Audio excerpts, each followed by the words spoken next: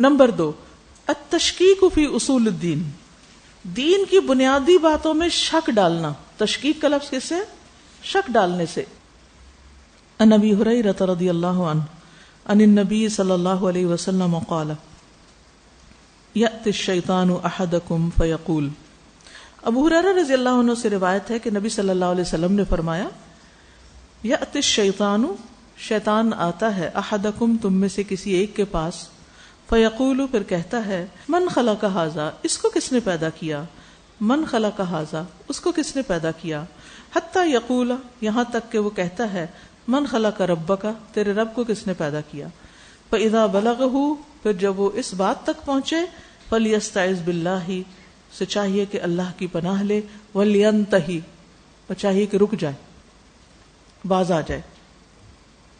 فعلاج تشکیک الشیطانی، شیطان کے شک میں ڈالنے کا علاج، فی عقیدت الانسانی، انسان کے عقیدے میں، ان یلجا الی اللہ عز وجل، کہ انسان اللہ کی پناہ لے، ویستعیذ بہ من الشیطان، اور شیطان سے بچنے کے لیے اس سے پناہ طلب کرے.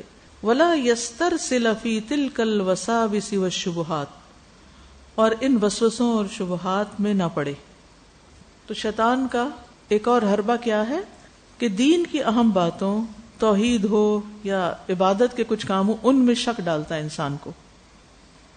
عبداللہ بن مسعود کہتے ہیں کہ تم میں سے کوئی شخص شیطان کو اپنی ذات پر ایک حصے کے برابر بھی قدرت نہ دے، اور یہ سمجھے کہ اس کے ذمے دائیں طرف سے ہی واپس جانا ضروری ہے. میں نے رسول اللہ صلی اللہ علیہ وسلم کو دیکھا کہ آپ صلی اللہ علیہ وسلم کی واپسی اکثر بائیں جانب سے ہوتی تھی، یعنی سلام پھیرنے کے بعد بائیں طرف سے بھی یعنی سامنے آتے تھے. مطلب یہ ہے کہ بعض اوقات ہمارے اندر وہ ریجیڈیٹی پیدا کر دیتا ہے کہ بس اسی طرح کرنا سنت ہے، اور سنت کا دوسرا رخ اس کو نہیں پتا ہوتا. ٹھیک ہے، یعنی دین پر عمل کرواتے ہوئے اس میں سے بھی ہمیں کچھ ایسی چیزوں پر لے آتا ہے کہ جس کی وجہ سے ہم دین پر ہوتے ہوئے ایسے جھگڑوں میں پڑ جاتے ہیں کہ وہ دین نہیں ہوتا. یعنی یہ مسند احمد کی روایت ہے. بیسیکلی ابن عباس کے کہنے کا مطلب یہ ہے کہ سلام پھیرنے کے بعد امام کو مقتدیوں کی طرف جب رخ کرنا ہوتا ہے تو کبھی دائیں جانب سے گھوم جائے اور کبھی بائیں جانب سے گھوم جائے. صرف ایک جانب سے گھومنے کو ہی وہ سنت نہ سمجھے، کیونکہ نبی صلی اللہ علیہ وسلم نے دونوں طریقے اختیار کیے ہیں. اگر یہ اصول سامنے رکھا جائے تو کتنے ہی مسائل کا حل نکل سکتا ہے جن میں لوگ یعنی گمراہی تک کے فتوے لگانے لگتے ہیں ایک دوسرے پر، اور کفر کے فتوے اور پتہ نہیں بدعت کے اور کس کس چیز کے. اور یہ چیزیں عام طور پر معمولی یا کم علمی کی وجہ سے بھی ہوتی ہیں کہ ایک چیز کو لیا، ٹھیک ہے، اگر آپ کو تھوڑا علم ہے، ایک چیز لیا اور آپ نے اس کو کرنا شروع کیا ہے، لیکن اگر کوئی دوسرا شخص آپ کے پاس اسی کام کے کرنے کی دوسری دلیل بھی لا رہا ہے تو اللہ کے واسطے اس کو سن تو لیجئے. ہم سننا بھی گوارا نہیں کرتے. ٹھیک ہے، اگر کوئی بغیر دلیل کے کہے کہ نہیں یہ نہ کرو، چھوڑ دو اس کو، تو وہ نہ چھوڑیں آپ، کیونکہ آپ سنت طریقے پہ عمل کر رہے ہیں. لیکن یہ ہے کہ اگر نبی صلی اللہ علیہ وسلم سے ایک کام کے کرنے کے دو طریقے ثابت ہیں تو ان دو کی رخصت دیجئے لوگوں کو. اکثر لوگ مجھ سے پوچھتے ہیں وتر پڑھنے کا طریقہ کیا ہے، اور جس طریقے پہ وہ ہوتے ہیں وہ سمجھتے ہیں بس یہ ایک طریقہ ہی اصل سنت ہے، اور دوسرے پر عمل کرنا تو شاید نماز ہی نہیں ہوگی. جبکہ آپ دیکھیں کہ ایک سے زیادہ طریقے کی رخصت یا گنجائش نکلتی ہے. اسی طرح دعائے قنوت پڑھنا ہے. دعائے قنوت آپ رکوع سے پہلے بھی پڑھ سکتے ہیں اور آپ رکوع کے بعد بھی پڑھ سکتے ہیں. دونوں طریقے ہی سنت سے ثابت ہیں. لیکن کچھ لوگ ایک طریقے کے اوپر اتنی ریجیڈیٹی دکھاتے ہیں کہ باقی سب کو غلط قرار دے دیتے ہیں. تو جب تک دلیل نہ ہو غلط نہ قرار دیں کسی کو. ہاں اگر آپ کے پاس دلیل ہے تو آپ دوسرے کو سمجھا سکتے ہیں کہ دیکھو اس معاملے میں اصل یہ ہے. اول تو یاد رکھیے حلال حرام اور یہ فتوے وغیرہ جو ہیں یہ ہم جیسے لوگوں کے بس کی بات نہیں کہ ہم مفتی بن جائیں اور لوگوں کو فتوے دیں. تو زبان نہیں کھولنی چاہیے. اگر کوئی آپ سے پوچھے بھی تو آپ کہتے ہیں کسی علم والے سے پوچھ لیں، میں اس معاملے کو نہیں جانتی، اس میں کوئی حرج نہیں. اور علم والوں کے اوپر ذمہ داری کیا ہے کہ وہ وسعت قلب سے کام لیں اور دین کے ایک بڑے مزاج کو دیکھیں کہ مقصد کیا ہے. یاد رکھیے شیطان ان راستوں سے بڑی آسانی سے آ جاتا ہے. اب مثلاً آپ دیکھیے کوئی شخص نماز پڑھتا ہے یا نہیں تو کوئی جھگڑا نہیں کرتا، لیکن اگر کوئی نماز پڑھتا ہے اور رفع یدین کر لیتا ہے تو آپ دیکھیے اس کی کیسی شامت آتی ہے، اور جو نہیں کرتا پھر اس کی کیسی آ جاتی ہے جب کچھ کرنے لگتے ہیں، اسی بھی جھگڑنا شروع کر دیتے ہیں۔ کوئی اونچی آواز سے آمین کہہ دیتا ہے، کوئی نہیں کہتا، اس کے اوپر جھگڑے سارے شروع ہو جاتے ہیں۔ ان معاملات میں ہمیں بہت غور کرنے کی ضرورت ہے۔ کیا کسی مسلمان پر گمراہی کا الزام لگانا چھوٹی سی بات ہے؟ کسی کی عزت خراب کرنا چھوٹی سی بات ہے؟ کسی کے خلاف بغیر علم کے فتوے جاری کر کے پوری دنیا میں گھمانا یہ کوئی نیکی کا کام ہے بغیر جانے اس کو؟ اور کس بنا پر؟ کہ وہ دلیل ہی کے ساتھ ایک اور طریقہ اختیار کیے ہوئے۔ یہ دین کی وسعت تھی جس کو آپ نے گمراہی کا نام قرار دے دیا اور دوسروں کو ذلیل کرنا شروع کر دیا۔ کبھی سنت درجے کی چیزوں کو ہم فرض قرار دینا شروع کر دیتے ہیں اور لوگوں کے اوپر سختی اور جبر کرتے ہیں، اور کبھی فرض سے غفلت کو، اور کبھی امر بالمعروف اور نہی عن المنکر نہیں کرتے۔ تو یہ بھی شیطان کی چالیں۔ پھر اسی طرح ایک اور روایت میں آتا ہے، ایک شخص نے نبی صلی اللہ علیہ وسلم کو مخاطب کر کے کہا، اے محمد، اے ہمارے سردار صلی اللہ علیہ وسلم، اے ہمارے سردار کے بیٹے، اے ہمارے بہترین، اے ہم میں سے بہترین کے بیٹے۔ یہ بہت زیادہ ایگزیجریشن کی۔ تو نبی صلی اللہ علیہ وسلم نے فرمایا، لوگوں تقوی کو اپنے اوپر لازم کر لو، شیطان تمہارے ہوش نہ گم کرنے پائے۔ میں صرف محمد بن عبداللہ ہوں، اللہ کا بندہ اور اس کا رسول ہوں۔ اللہ کی قسم مجھے یہ چیز پسند نہیں کہ تم مجھے میرے مرتبے سے بلند کرو جو اللہ نے میرے لیے رکھا ہے۔ اللہ نے مجھے عبداللہ و رسولہ کہا ہے، اللہ کا بندہ ہوں اور اس کا رسول ہوں، اور تم یہ کیا لقب اور خطاب دینے لگے ہو؟ آپ نے اس کو ناپسند کیا۔ اسی طرح بعض اوقات لوگ کوئی اچھا کام کرے تو اس کی تعریف میں زمین آسمان کے کلابے میں لانے لگتے ہیں، اس کو اس کی حد سے بڑھانے لگتے ہیں، اور یہ چیز ریلیجس طبقے میں بہت زیادہ آ گئی ہے۔ کسی ایک اسکالر کے نام سے پہلے بلا مبالغہ کتنے کتنے القاب لکھے ہوئے ہوتے ہیں پوسٹرز کے اوپر۔ کچھ چیزیں تو ہو سکتا ہے صحیح ہو، لیکن کچھ چیزیں تو سراسر مبالغہ آرائی لگتی ہیں۔ خطیب الامہ، امام اعظم، پتہ نہیں کیا سے کیا۔ کس نے سارا وہ حساب کیا تھا کہ کون امت کا خطیب ہے؟ کس نے لقب دیا؟ آپ نے خود ہی دے دیا۔ تو ان چیزوں سے بھی پرہیز کرنے کی ضرورت ہے، اور جو چیز ہم میں نہیں اور کوئی تعریف کرے نا اس پہ کبھی خوش نہ ہو، اس پہ استغفار کریں، اور ہو سکے تو اگلے کو روک دیں کہ میں اس قابل نہیں ہوں، مجھے میری حد سے نہ بڑھاؤ، کیونکہ شیطان یہاں سے بھی آتا ہے۔ میں کہتے ہیں نا جب اس قسم کی کسی کی خوشامد کی جاتی ہے تو اس کی گردن توڑنے کے برابر، یعنی وہ اس انسان کو بیکار کر دیتی ہے وہ چیز۔ بعض اوقات وہ اپنے آپ کو کچھ سمجھنے لگتا ہے کہ میں تو بہت کچھ ہو گیا۔ مطرف کہتے ہیں اپنے والد سے روایت کرتے ہوئے، میں بنی عامر کے وفد میں رسول اللہ کی خدمت میں حاضر ہوا صلی اللہ علیہ وسلم۔ لوگوں نے حضور سے عرض کیا، آپ ہمارے آقا ہیں۔ آپ نے فرمایا، آقا تو اللہ ہے۔ لوگوں نے کہا، آپ ہم میں افضل ہیں، سب سے بڑا مرتبہ رکھتے ہیں۔ فرمایا، جو کہو سو کہو مگر شیطان تم میں گھسنے نہ پائے۔ اس طرح کی خوشامدوں سے بھی شیطان گھس جاتا ہے بیچ میں۔ نمبر 3، الصد عن طاعت اللہ، اللہ کی اطاعت سے روکنا۔ فعن جابر بن عبد اللہ رضی اللہ عنہ عن النبی صلی اللہ علیہ وسلم، جابر بن عبداللہ رضی اللہ عنہ سے روایت ہے کہ نبی صلی اللہ علیہ وسلم نے فرمایا، قال ان الشیطان قعد لابن آدم بأطرقہ، بے شک شیطان ابن آدم کے راستوں پر بیٹھ جاتا ہے۔ اطرق طریق کی جمع ہے۔ فقعد له بطریق الاسلام، تو وہ اس کے لیے اسلام کے راستے پہ بیٹھ جاتا ہے۔ یعنی جب کوئی شخص مسلمان ہونے کا ارادہ کرتا ہے تو اس کو روکنے لگتا ہے۔ کیسے؟ فقالا، تو کہتا ہے، تسلمو، تم مسلمان ہو جاؤ گے، وتذر دینک، اپنے دین کو چھوڑ دو گے، ودین آبائک، اپنے باپ دادا کے دین کو چھوڑ دو گے، آباء آبائک، اور اپنے باپ دادا کے باپ دادا کے طریقے کو چھوڑ دو گے۔ فعصاہ، تو وہ اس کا انکار کرتا ہے، یعنی شیطان کی بات نہیں مانتا۔ فاسلم، اور مسلمان ہو جاتا ہے۔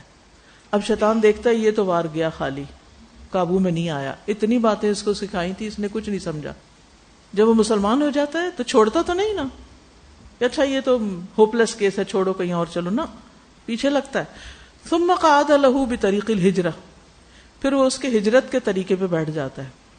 فقال، اس کو کہتا ہے، تو حاجرو تم ہجرت کا ارادہ رکھتے ہو، وتدع وردکا اور تم اپنی زمین کو چھوڑ دو گے، اپنا وطن چھوڑ دو گے، وسماءک اور اپنا آسمان، یہ بہاریں یہ فضائیں یہ کہاں ملیں گی تمہیں؟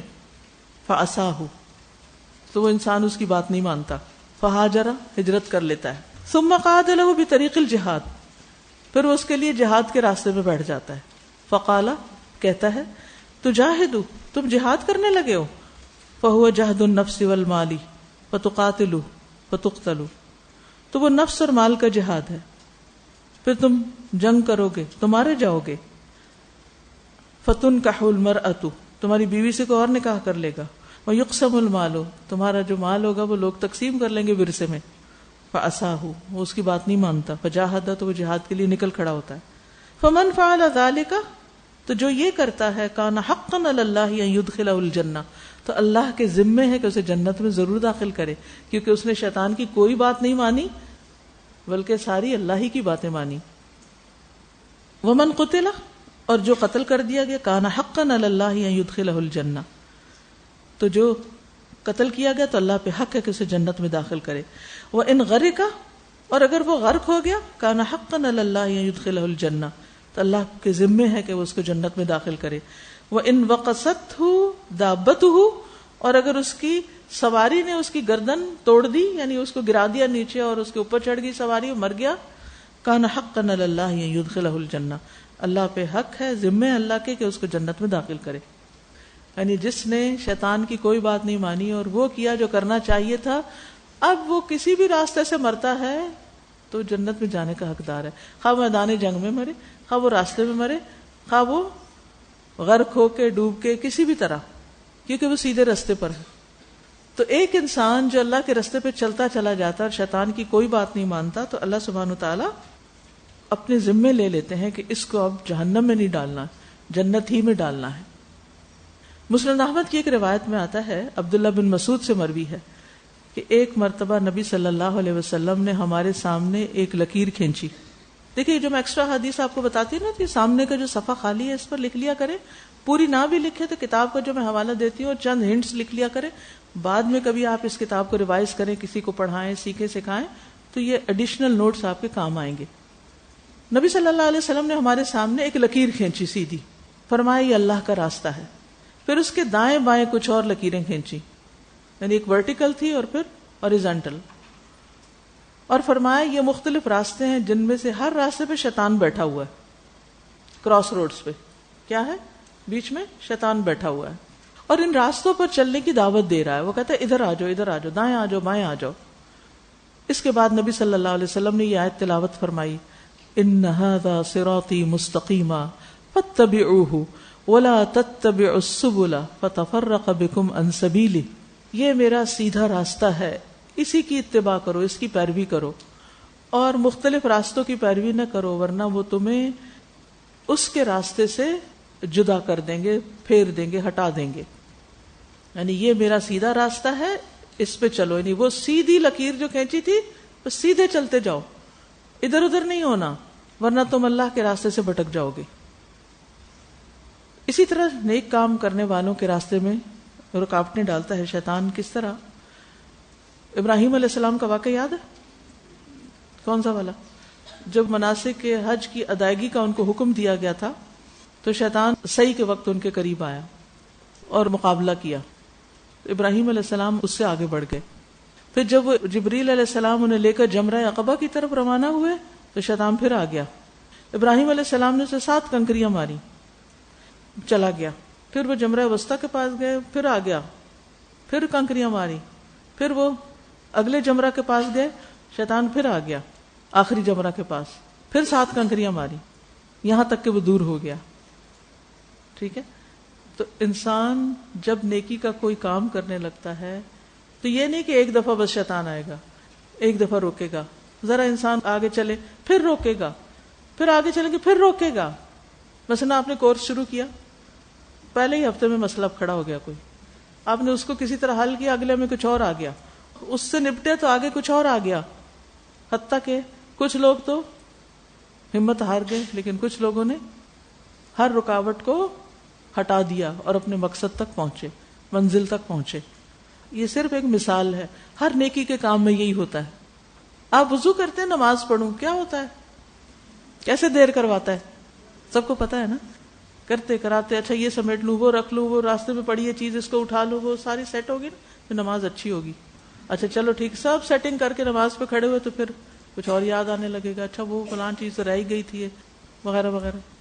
این کام کے وقت بہکاتا ہے، یعنی جب آپ این نیکی کا کام کرنے لگتے ہیں نا اس وقت آ جاتا ہے بیچ میں اور اس کو گڑبڑ کرتا ہے، اس میں خلل ڈالتا ہے اور انسان کے قدم ڈگمگا دیتا ہے. سورۃ آل عمران میں آتا ہے ان الذین تولوا منکم، تم میں سے جو لوگ منہ موڑ گئے تھے، یوم التقى الجمعان، جس دن دو جماعتیں آپس میں ملی تھیں، فانما استزلهم الشیطان، ان کو شیطان نے پھسلایا تھا. کیوں؟ شیطان کیسے پھسلانے میں کامیاب ہو گیا؟ ببعد ما کسبوا، ان کے بعض اعمال کی وجہ سے. وَلَقَدْ عَفَا اللَّهُ عَنْهُمْ، اللہ نے ان کو معاف کر دیا. ان اللہ غفور حلیم، بے شک اللہ بخشنے والا بردبار ہے، درگزر کرتا ہے. تو نیکی کے کام سے پیچھے ہٹنا، سست پڑنا، پھسل جانا، اسے چھوڑنے کا ارادہ کرنا، قدم لڑکھڑانے لگنا، یہ سب شیطانی کوششیں ہوتی ہیں. اور وہ کیوں ہم پر کنٹرول پانے لگتا ہے؟ ہمارے اپنے ہی گناہوں کی وجہ سے.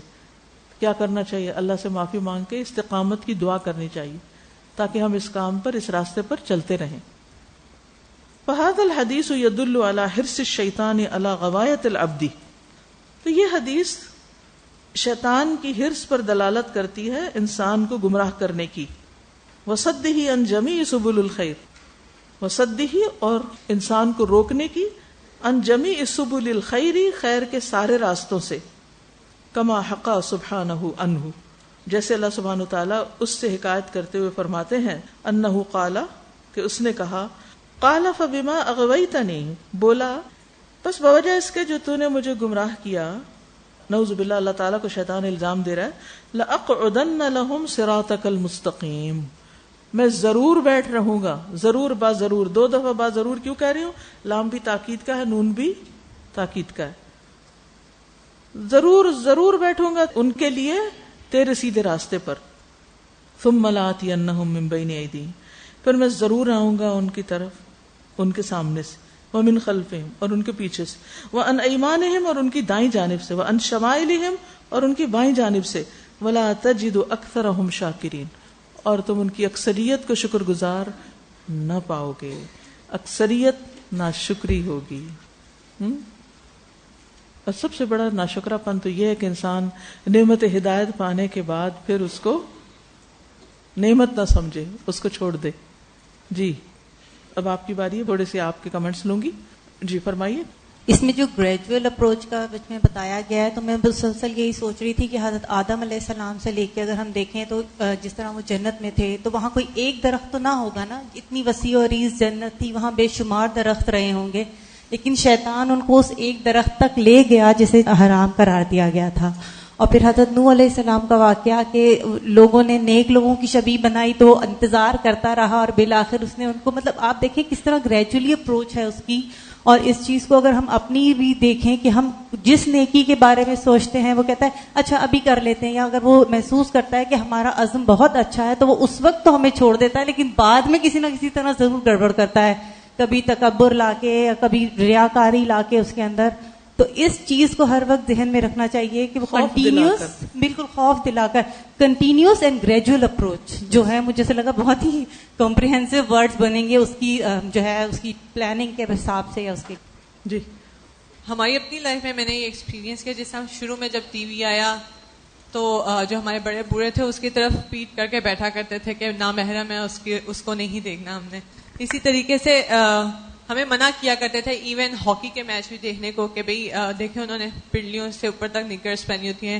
آہستہ آہستہ اسے سلو پوائزننگ کر کے اتنی بے حیائی، پہلے دوپٹے اترے، پھر دوپٹے پیچھے گئے، پھر دوپٹے پہلے سر سے اترے تھے، پھر پیچھے گئے، پھر بالکل ہی اتر گئے، اور پھر لباس میں جس طرح آہستہ آہستہ چینجز آئی ہیں، یہ پھر آہستہ آہستہ ان لوگوں کو بھی برا لگنا بند ہو گیا تھا.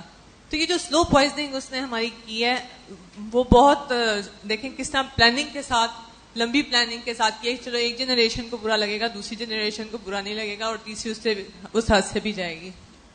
جی جی استاذہ, جو ہم پڑھتے جا رہے ہیں یہ چیز اتنی واضح ہوتی جا رہی ہے کہ شیطان نے کس طرح انسان کے گرد ایک پورا ایک نیٹ ورک, ایک سرکٹ بنایا ہوا ہے. کبھی ادھر سے آتا ہے, کبھی میں اس کو ویژولائز کر رہی تھی جیسے فزکس میں پڑھتے تھے, سرکٹ ہوتا تھا, کرنٹ ادھر سے دوڑا ہے, ادھر سے دوڑا ہے, ادھر سے دوڑا ہے. تو بالکل مجھے لگ رہا ہے کہ وہ انسان کو کہتا ہے کہ ادھر سے جائے گا وسوسہ, کبھی برائی کو خوبصورت بنائے گا, کبھی بے حیائی کی طرف لے جائے گا, کبھی حرام کھلائے گا. لیکن اللہ سبحانہ تعالیٰ نے ایک ایک چیز کا توڑ بتا دیا ہے کہ ایسے بچنا کیسے بچنا. جیسے استاذہ میری دادی ہمیشہ کہتی تھی, سوئی بھی گم ہوئی ہے نا تو تم 2 نفل پڑھ لو بس مل جائے گی.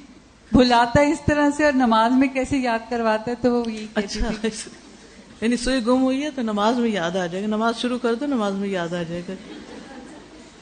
استاذہ جیسے آپ نے کہا نا کہ کئی فیصلے ہوتے ہیں جو ہمارا فیوچر بنا رہے ہوتے ہیں. ہم بچوں کے لیے تو سوچ رہے ہوتے ہیں کہ ان کا فیوچر ان کے آگے ہے, ان کی تربیت ہونی چاہیے. اپنے لیے یہ ہم بات بھول جاتے ہیں. ہم سمجھتے ہیں ہم بڑے سیٹلڈ ہو گئے لائف میں, اب ہم چاہے کچھ چیزیں کریں کچھ نہ کریں تو ہمارا فیوچر جیسے بن گیا. حالانکہ ہماری بھی تو لائف ابھی ایک فیوچر ہمارے اہیڈ ہے, ہر عورت کے, ہر شخص کے. اور ہر فیصلہ جو ہم کر رہے ہیں اس پہ شیطان اس کی نظر ہے, اور ہمیں وہ لے جانا چاہتا ہے کسی اور طرف کہ ہم ویسٹ کر دیں اپنی انرجیز, ہم اور چیزوں میں الجھتے چلے جائیں. تو اس کی واقعی بہت ضرورت ہے کہ ہم سوچیں اس کو. بالکل. السلام علیکم. میری ایک دوست ہے, ان کے ہسبینڈ پائلٹ ہیں, تو وہ ایک دن گاڑی میں تھے تو وہ GPS انسٹرکشنز دے رہی تھی, تو کہتے کہ ہم پائلٹ ہیں تو ہمیں ٹرین کیا جاتا ہے کہ ہمیں اپنی سینس کو فالو کرنا ہے. چاہے وہ کبھی کنٹرول آرڈر بول رہا تھا کہ یو اسٹل ہیو کہ آپ اتنے فیٹ نیچے جا سکتے ہو, لیکن کہہ رہے تھے کہ میں نے ایک دفعہ خود ہی مجھے پتا تھا کہ اگر میں چلا گیا تو وہ پرابلم ہو جائے گی. تو کہتے کہ ہمیں ہمیشہ فوکس رہنا ہوتا ہے, چاہے کنٹرول آرڈر کچھ کہہ رہا ہو, چاہے مشینز کچھ کہہ رہی ہو, ہمیں اپنا دیکھنا ہوتا ہے کہ ہمیں کیا فالو کرنا ہے. یس, کیونکہ بعض اوقات آپ کو GPS ایسی روڈ پہ لے جاتا ہے کہ جس پر بہت بڑی اماؤنٹ میں ٹول پے کرنا پڑتا ہے آپ کو. السلام علیکم. اساتذہ, بعض اوقات جیسے ہم دین کا کام کر رہے ہوتے ہیں تو ہم سمجھتے ہیں کہ ہم شاید بہت بڑا احسان کر رہے ہیں, اور ہم سمجھتے ہیں کہ ہم بہت بڑا کام کر رہے ہیں, بہت بڑا احسان کر رہے ہیں کہ جو ہم یہ ادھر آتے ہیں اور یہ کام کرتے ہیں, یا جو بھی ہم خدمت کرتے ہیں دین کی. لیکن بات پھر وہی والی آتی ہے کہ جیسے بھی کہا کہ تم اکثر لوگوں کو شکر گزار نہ پاؤ گے. ہمیں تو شکر گزار ہونا چاہیے, اللہ کا احسان مند کہ اس نے ہمیں اس کام کے لیے چن لیا, ورنہ تو پھر ہمارے اخلاص درست نہیں ہے. ہمیں تو ہر دین کے کام کے لیے ایسا ہونا چاہیے کہ اللہ تعالیٰ تیرا کرم ہے کہ تو نے مجھے اپنے لیے چن لیا. بالکل. کوئی بھی کام ہمارے لیے کوئی چن لے کہ یہ تم کر دو, بعض کا چھوٹا سا بھی ہوتا ہے, اچھا یہ ٹیشو اٹھا دو, تو ہمارا رویہ کیا ہوتا ہے, وائی می, مجھے کیوں کہا, میں ہی ملی ہوں ان کو. گھر میں بچے جیسے ہوتا ہے نا, لگتا ہے مجھے کیوں کہتے ہیں, اس کو کہے نا. ہم یہ نہیں سمجھتے کہ یہ نیکی کمانے کی ایک اپرچونٹی ہے. اللہ کا شکر ہے کہ اللہ نے اس کے دل میں میرا خیال ڈالا کہ میں یہ کام کروں. یہ تو آتا ہی نہیں نا کہ مجھے چنا گیا ہے اس نیکی کے کام کے لیے, مجھے دوسروں پر ترجیح دی گئی ہے. شیطان ہمارے دل میں کیا ڈالتا ہے, مجھے یوز کیا جا رہا ہے. جی مجھے پرسنلی بھی یہ چیز کا کئی دفعہ اتفاق ہوا, اور بچوں کے ساتھ بھی, اور کلاسز کے وقت بھی, کہ قرآن ابھی اس وقت دے ناٹ ریڈی, آپ کچھ اور کر لیں. اور انوائرمنٹ دیکھیں, سچویشن دیکھیں, اسٹوڈنٹس کو دیکھیں, ابھی دے ناٹ ریڈی, یا بچوں کو دیکھیں ابھی دے ناٹ ریڈی. تو کتنا آپ کے اطراف بھی یہ چیز کا ایک لٹرلی وار ہوتا ہے کہ آپ قرآن نہ پڑھائیں, آپ اور کچھ بھی کر لیں, ابھی یہ کر لیں, ابھی آپ یہ پڑھا لیں, یہ تربیت کے لیے, may be one time later on they will be ready to do the Quran. اور ہر بار جب اس سے فائٹ کر کے ہم نے قرآن کی طرف ہی متوجہ خود بھی ہوئے اور باقیوں کو کیجیے, اس میں اتنی برکت رہی الحمدللہ ہر بار. لیکن تھرو سو مینی ویز وہ پریشر آتا رہتا ہے کہ قرآن نہ کریں اور کچھ بھی کر لیں. السلام علیکم. میں نے نا اگر آپ کا آن لائن لائیو لیکچر سن رہی تھی میں یہی والا, تو اس میں نا آپ نے بیچ میں بولا کہ کسی کی طبیعت خراب ہوئی ہے اور اگر کوئی ڈاکٹر ہے تو باہر چلی جائے. تو آج نا میں نے کل ہی پتہ لگا کہ یہاں پر آنا ہے, تو مجھے بار بار یہ خیال آتا ہے میری طبیعت تو نہیں خراب ہو جائے گی وہاں جا کر. تو میں کہتی مجھے گھر میں یہ خیال آتا ہے میں آن لائن گھر میں دوبارہ سن لوں گی, میں نہیں جا رہی. تو میں نے کہا اللہ مالک ہوگی تو دیکھا جائے گا, میں چلی جاؤں. ان کو بھی سنبھالیا تو مجھے بھی کوٹ دیکھ لے گا. اور آپ کو پتا ہے ان کی طبیعت کیوں خراب ہوئی تھی؟ اس میں بھی ایک بڑا سبق ہے حیران کن. یہ شیرین تھی اور یہ ہماری ایک برانچ کی اسٹوڈنٹ بھی رہ چکی ہیں. شی از 75 ایئرز اولڈ. سنس دین انہوں نے بہت وقتاً فوقتاً چھوٹے چھوٹے کاموں میں ساتھ دیتی رہی تھیں. اور آج کا یہ جو مقایت شیطان کا جو کورس تھا تو انہی کی ایک نیبر ہیں جو ہماری الہدہ ہی کی ہیں. تو وہ بتا رہی تھی کل, انہوں نے کہا میں نے ان کو نہیں جان کے بتایا کہ صبح اس طرح جانا ہے اور کلاس ہے 3 گھنٹے کی. ان کو پتا تھا یہ بہت کمزور ہو گئی ہیں, یہ 3 گھنٹے نہیں بیٹھ پائیں گی کرسی میں. تو وہ اللہ کی طرف سے رات کو شیرین نے خود ہی فون کر کے کہا کہ آپ میرے ساتھ صبح کلاس پہ چلیں. اور وہ رات she was going through motions, مطلب ان کی طبیعت اتنی خراب تھی کہ جب وہ یہاں انٹر ہوئی ہیں تو انہوں نے بتایا تھا کہ میری طبیعت ٹھیک نہیں ہے ویسے, اور وہ اسی حال میں گئی ہیں. اور کل جب ہم ان کو وہاں ایمرجنسی میں پھر چھوڑ کر آئے تھے تو وہ الحمدللہ 4 بجے تک انہوں نے ان کو ڈرپ وغیرہ لگا کے, تو وہ میں کل ابھی مجھے آج راہیلہ نے بتایا کہ وہ ماشاءاللہ گھر آ گئی تھیں. اس سے میں نے سوچا کہ میں نے کہا شی گاٹ دی اجر of despite all odds of coming here. اللہ نے مدد بھی دلوا دی. وہ وہاں بھی جو گئی ہوں گی وہ وہاں بھی ان کا یہی لکھا گیا ہوگا ڈسپائٹ آل جتنی بھی پرابلمس تھی بیچ میں. اور ایک میں نے اور ایڈ کرنا تھا کہ یہ جو شرک کے بارے میں جیسے ہم دیکھتے ہیں کفر اور شرک کی طرف وہ لاتا ہے, تو لوہئی کا جو واقعہ آتا ہے کس طرح وہ خانہ کعبہ میں پہلا بت لے کر آیا تھا, اور حضرت نوح علیہ السلام کے زمانے کے جو ان کے بزرگ تھے وہ بھی تو شیطان نے ہی ایکچولی دل میں ڈالا تھا نا کہ بھول جاؤ گے ان کی شکلیں, ان کی تصویریں بنا لو. جی السلام علیکم. آپ کا ایک بہت بیوٹیفل پوائنٹ میں نے آج نوٹ کیا کہ شیطان ہمیں چھوٹی نیکیوں پہ کنونس کر کے بڑی ہم سے ہٹا لیتا ہے. جیسے اگر آپ کا ارادہ ہے قرآن کلاس میں جانے کا اور آپ صبح اٹھے اور اس نے کہا کہ رات لیٹ سوئے ہیں اور نیند نہیں پوری ہوئی, تو تم کون سا کوئی ٹی وی دیکھ رہی ہو یا کوئی فون پہ گپے لگا رہی ہو, چلو قرآن پڑھ لو, سپارہ پڑھ لو اور مت جاؤ قرآن کلاس پہ. تو مطلب قرآن کلاس جا کے جو قرآن نکھر کے ہمارے سامنے آتا, اس کا ترجمہ تفسیر, اور اس کو پتا تھا کہ یہ کچھ سیکھ کر آتی, اور وہ اس نے کنونس کر کے اس بڑی نیکی کو روک لیا. اور ایک عربی میں ہم نے قرآن پڑھ لیا سپارہ جو شاید ہمیں سمجھ بھی نہیں آیا, اور ہم کنونس ہو گئے کہ ہم نے اس ٹائم کو نیکی میں یوٹیلائز کیا ہے, کوئی گناہ نہیں کیا. لیکن اصولی طور پہ اس نے بہت بڑی نیکی ہم سے روک کے چھوٹی پہ ہمیں کنونس کر لیا. جی اسی طرح یہاں پر جو بات آ رہی تھی نا, جو آپ نے بتایا کہ ایک شخص نے نبی صلی اللہ علیہ وسلم کی تعریف کی, تو کیسے آپ نے ایک دم پہچانا. اب وہی بات آ رہی ہے بار بار پہچان. یعنی ہمیں کوئی برائی کر رہا ہو نا تو ہمیں سمجھ میں آ جاتا ہے یہ شیطان ہے, دیکھو غیبت ہو رہی ہے.